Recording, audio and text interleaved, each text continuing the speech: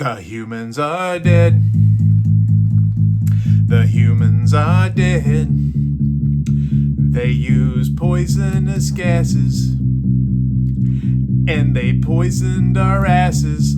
Oh, it's true. Everybody's worst dystopian nightmare has come true in Berserk Recharged, new for the Atari VCS and all major platforms, baby. Get on the funk train, because we're going to dive deep into Berserk Recharged. Hola, childs. It's time for Funkmaster V's Getting Hip with the Atari 7800, where Funkmaster V, musician, ghost hunter, hat flipper, pro wrestler, and comedian, takes you on a tour of all things cool about the Atari 7800. Are you ready to get your groove on? Because it's about to get funky up in here. So, babies, Berserk was a big deal back in the 80s. It was a hell of a good game, but for most of us, we probably fell in love with Berserk on the Atari 2600. And we found out earlier this year that Atari bought the license for Berserk, and we were like, what are they going to do with that? Well, this is what they've done.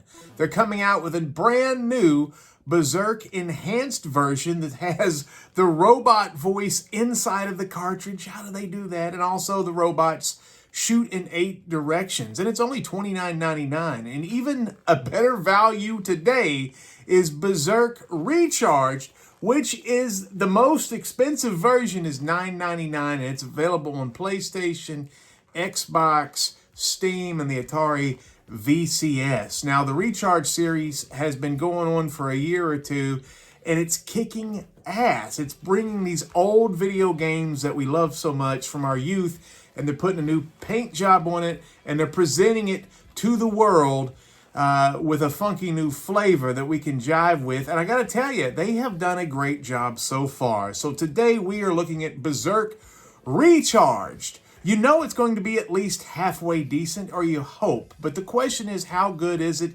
And sometimes when you can, when you're trying to make these video games modern, sometimes you take the soul out of the game. So what do they do to our lovely Berserk? The first question everybody was kind of asking when they watched the trailer, everybody's kind of smart. They were like, is this a twin stick game? Now, twin stick games are like Black Widow, Super Smash TV, and also the most famous one probably is Robotron 2084.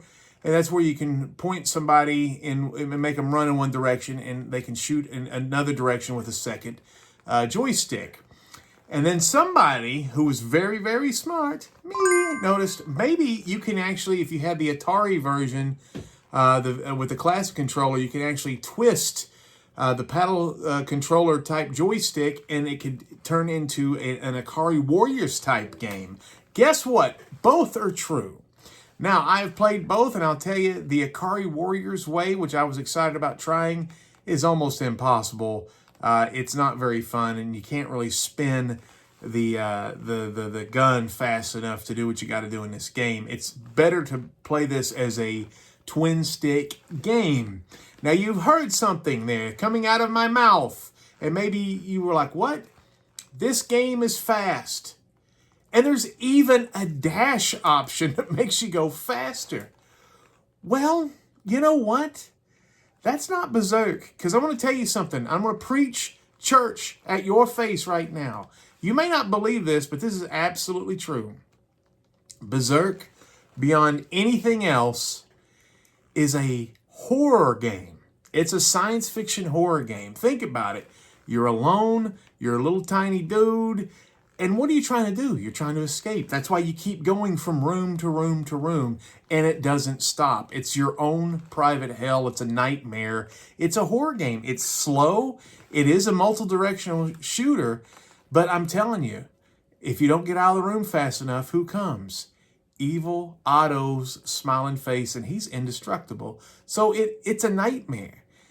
The speed of this game and the shape of the screen to fit modern televisions, the 16:9 ratio, and the size of the sprites on the screen, making the maze somewhat smaller. This is a run and gun shooter, man. This is just a free-for-all, almost a bullet hell, but not quite a bullet hell type game. It's not as fast as Robotron. It's not as chaotic as Robotron. It probably feels more like Super Smash TV.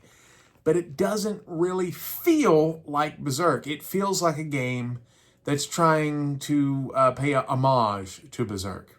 Is that a bad thing? Well, that's going to be up to the user. There's several things they've done in this game that are different than Berserk, but I'll go over what is kind of probably familiar.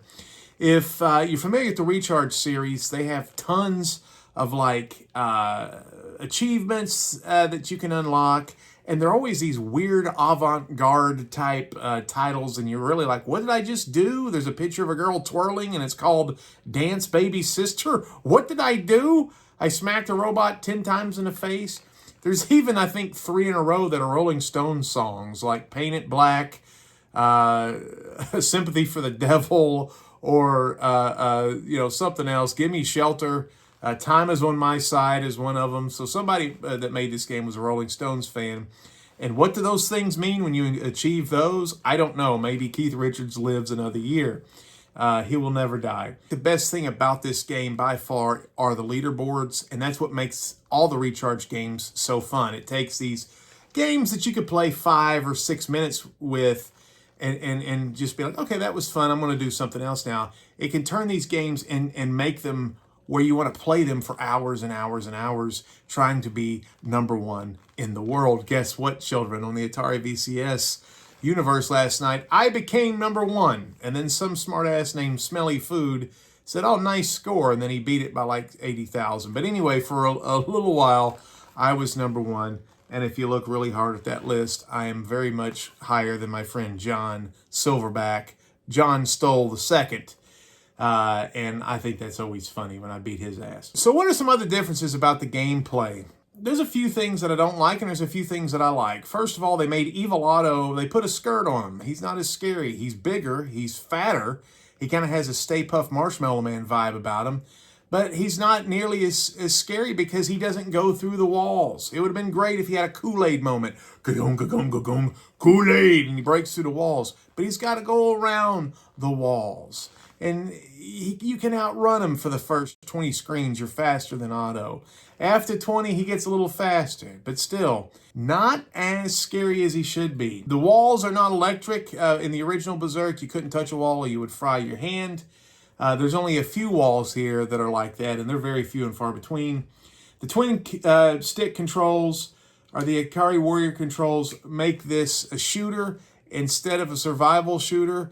And if you know anything about Berserk, you're going to know what I'm talking about when I say that. It may be confusing if you don't know. There's multiple types of robots, and that's kind of cool. Instead of just having the things that look like they're from Battlestar Galactica, you have some that zip at you like kamikaze robots. You have some that are crabs, and they kind of walk around the screen, and they can, if they touch you, you're dead, but they're really there to be an inconvenience. And there's gun turrets, as well as bipedal robots with pistols themselves. And again, I think the biggest difference in this whole game is your player is too fast. And they gave you a dash button to make you even faster. And I think that takes a little bit of the Berserk paint job off this guy. It doesn't feel like Berserk. There are power-ups, numerous power-ups. There's health. There's big shots, ricocheted shots. Shotgun is by far the best, but these don't last too long. And there's also laser gates to contend with. The game is a little glitchy. Sometimes when you walk into a new room, your man keeps walking, and you're not moving the joystick one way or the other. And it takes a second for it to reset. And this actually, you can die if he goes too far into the screen. And the jolt of the reset is jarring and kind of weird. And I hope they fix that with an update coming down the street. Another difference is this game is not procedurally, the mazes aren't procedurally created. These are user created rooms. They're fine, and there's a lot of them, and no game will be the same, but there is no random maze element. All these things were predetermined by the creators of the game. Now, the good thing about that is with Frenzy, with Berserk back in the old days, there were some really cheap situations they would plop you down in front of where you could not survive no matter what you did. This seems like every room so far is fair to the player. That's cool. So getting back to, this is not a survival horror game anymore. What does that mean? What it means is your goal in this game is not just to survive and accumulate points. It is to increase your multiplier by killing things quickly and making the most amount of points that you can as fast as you can. That's fine. That's great. But that's not Berserk. A couple of things I don't like about this game. The controls are a little floaty. I feel like sometimes he doesn't quite stop when I want him to, and when there's electric walls and laser gates and kamikaze robots, that's not great. It happens rarely, but it happens enough to make you go, ugh, I'm not feeling that. The graphics are colorful. I love the Recharged series. I love the paint job on this game and the presentation of this game.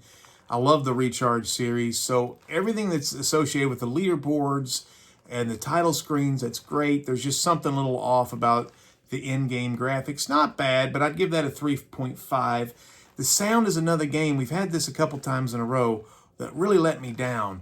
The music is fine, and you can adjust the levels on a lot of this stuff, but they've buried the robot voice so deep you barely can hear it. You have to turn the music all the way down and turn your television all the way up, and your laser gun still, when you're shooting nonstop, it drowns it out, and you can't hear the great lines like chicken, fight like a robot, or the other ones. See, they've buried them so far, I can't even remember what they are, but something like we must kill the intruder and stuff like that. You know, great robot jokes that they always tell. Going to give that a 3.0 because I think that's a little disappointing. You can't up Evil Otto's voice or whoever that is that's saying all that stuff. Gameplay is great. The twin stick controller works much better than the classic controller for the Atari VCS version. It is a little floaty and it's not quite Berserk, but this is a really, really good shooter. It's fun and it's fast and it's slick. I'll give that a 4.0. Interpretation, it looks kind of like Berserk, but I've played other games that are Berserk knockoffs that felt more like Berserk than this. I'd give this a 2.5. Value, if you care at all about the leaderboards, you're going to play this for hours trying to get the top scores and playing through the missions and trying to get all the achievements. There's a lot to go back to. It's $9.99, which is a hell of a good price, or less. And I'm going to give the value on that a 4 out of 5. And Reviewers Tilt, I'm going to give that one a 5.0 because I want to bump it up as high as I can. And that ends up with Berserk scoring a 3.5, a very, very, very strong 3.5, one of the best 3.5 games you'll get. 3.5 out of 5, almost a 4. Berserk Recharged is a really, really great game, but probably it's not a great Berserk game. This week, John Stoll and I are going to have a podcast on the Atari 7800 Forever podcast where we compare and contrast, and we will go head-to-head Berserk Recharged versus Frenzy for the Atari 7800 made by Bob DeCrescenzo. We're going to go see who's the king and see which one wins. It's like, it's playoff time. Baseball, basketball starting up, football's winding down, so we're getting into the playoff mode. We're going to see Berserk Recharged versus Frenzy for the 7800. Speaking of horror games and horror movies, don't forget we got a movie coming out called Showdown in Secret City. It's the 4th movie in the Smoky Mountain Chronicles. We are writing that as we speak. We have 3 other movies that just came out in the last couple of years. Horror comedies, The Hike, WJHC, AM, and also Camp Smokey. And a new comedy that's going to come out called Vinnie's Fantastic Rock and Roll Adventure that we made in concert with Asai TV. Make sure if you're an Atari head to like and subscribe. I hate when guys say that, but I feel like I have to because you guys aren't liking and subscribing. I get a lot of compliments and stuff. I need that for the algorithm. That's why all the goofy white people that start this shit off when they go, "Hi guys," they're trying to get you to hit the like and subscribe and the notify button too. Because if you hit the notify button, you'll be able to tell when me and John are about to do a podcast, which is roughly every 2 weeks. And we've been doing pretty good with that. Also, every Atari 7800 game reviewed at Atari7800forever.com. Mwah. Guys, buy this one. It's only $9.99. It's a very good game. I think you'll enjoy it.